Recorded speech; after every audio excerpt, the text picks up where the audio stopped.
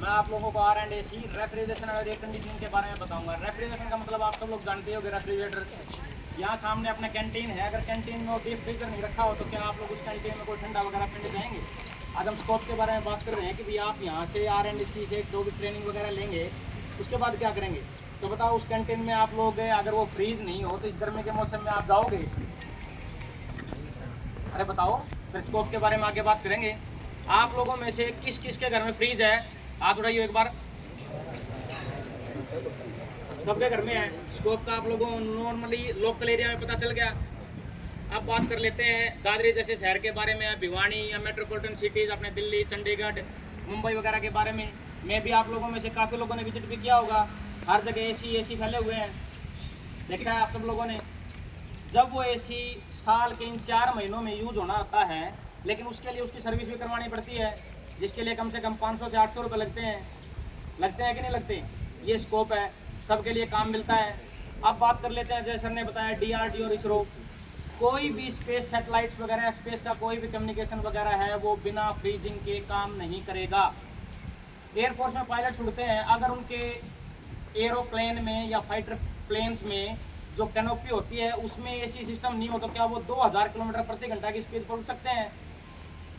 अरे बताओ, आप लोगों को भी बोलना है। स्कोप आप लोगों के लिए है, मेरे लिए नहीं है।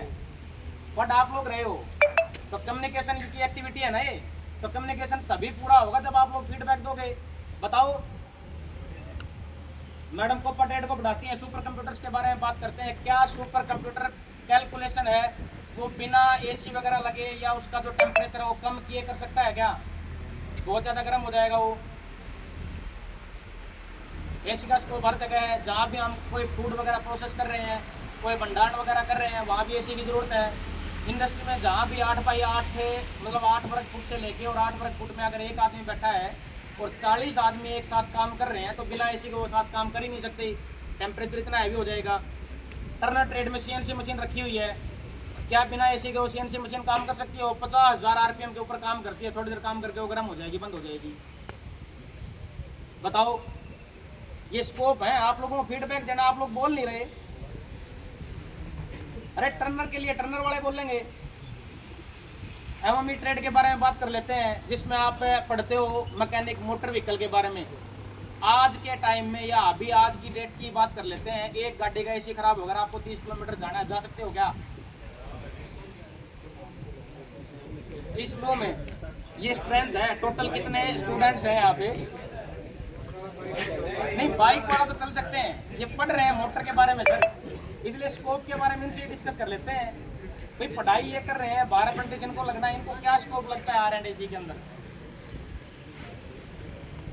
आप लोग गड्ढे के बारे में बात कर रहे हो। मैं भी सरकार ने गाइडलाइन निकाली है, जिन हाइड्रा को आप लोग देखते हो 2025 के बाद बनने वाली सब हाइड्रा में एसी इंस्टॉलेशन के आदेश दिए जा चुके हैं नोटिफिकेशन के ऊपर, उनमें भी एसी लगेंगे। ये जो ट्रक चलते हैं इनमें भी हर एक जगह एसी की जरूरत है। हर एक जगह जहाँ भी टेम्परेचर अप होता है या हम कोई लंबी चौड़ी कैलकुलेशन कर रहे हैं या कहीं पे भी जहाँ भी स्पीड थोड़ी बढ़ती है, वहीं पे एनर्जी और हीट एनर्जी में चेंज होती है। उसको कम करने के लिए, उसको मेंटेन करने के लिए आप लोगों को एसी मतलब टेम्परेचर कम करने की जरूरत पड़ेगी लगातार। आप लोग भागते हो सुबह, यहाँ से गर्मी में जाते भी हो, कूलर वगैरह के आगे जाते हो टेम्परेचर कम करने के लिए, तभी आप अगले 4 या 6 घंटे के लिए आगे काम कर सकते हैं।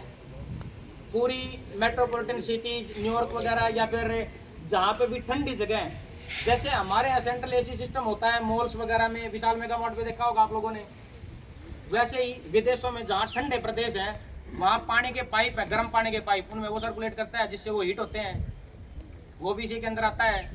एयर कंडीशनिंग का मतलब समझो, एयर का मतलब वायु और कंडीशनिंग का मतलब स्थिति। उसमें आप टेम्परेचर को कम और ज़्यादा भी कर सकते हो। ह्यूमिडिटी मतलब मॉइस्चर, वेपर्स को भी कम ज़्यादा कर सकते हो। टेम्परेचर्स को माइनस में भी लेके जा सकते हो। क्रायोजेनिक्स आपकी मिसाइल स्पेस स्टेशन वगैरह में जाती हैं, वहाँ फ्यूल जलता है हाइड्रोजन वगैरह का, उसको कम टेम्परेचर में सॉलिड बनाया जाता है, उसको ऑक्सीजन को भी जमा दिया जाता है। वो कैसे पॉसिबल होगा बिना R&D के?